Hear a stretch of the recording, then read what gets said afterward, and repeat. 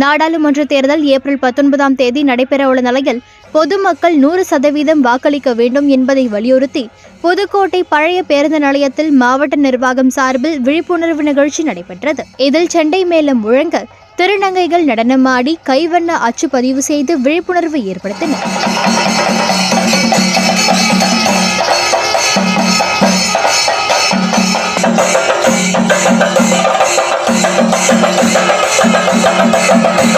வாக்களிக்க வேண்டியது நமது ஜனநாயக கடமை, நம் உரிமை.